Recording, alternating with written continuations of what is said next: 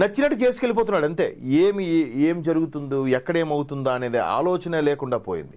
కేవలం ఈయన యొక్క గొప్పతనం కోసం ఈయన పేరు రావాలి అని ఇష్టానుసారంగా ప్రవర్తిస్తున్నాడు. దాన్ని ప్రవర్తించడం వల్ల ప్రపంచ యుద్ధం వస్తుందేమో, దేశాల మధ్య సాన్నిహిత్యం దెబ్బతింటుందేమో అన్న పరిస్థితికి వెళ్ళిపోతున్నారు. ప్రపంచం కోసమే ఈ శాంతి మండలి అంట.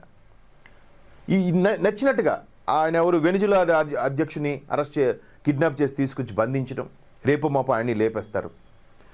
లాటిన్ అమెరికా మీద ఇది, ఇప్పుడు గ్రీన్లాండ్, ఒక్కొక్కటి అంటే నచ్చినట్టుగా నా ఇష్టం, నేను డబ్బును చూసారా సినిమాలో చూపిస్తూ ఉంటారు. కండకావరంతో ర్యాష్గా డ్రైవ్ చేసి ఎవరినో గుద్దేయడం, తీరా అడిగితే డబ్బులు పారేస్తాను తీసుకోండి అనడం, అహంకారపూరితంగా ప్రవర్తించడం, సేమ్ అవే క్వాలిటీస్తో ఇవన్నీ చేయడం ఒక్కసారిగా ప్రపంచం అంతటికి కూడా చాలా ఇబ్బంది కలుగుతుంది. అయితే Russia, America, Russia, Bharat, China ఈ మూడు మాత్రం వాడి బెదిరింపులకి ఏమీ భయపడట్లేదు, ఆచితూచి అడుగులు వేస్తున్నాయి. భారత్ అయితే మాత్రం చాలా న్యూట్రల్గా వెళ్తుంది. వీడి చేసే ఇంపాక్ట్కి ఎక్కడా మనకి రెసిషన్ ఇంపాక్ట్ పడట్లేదు. అది సంతోషించదగ్గ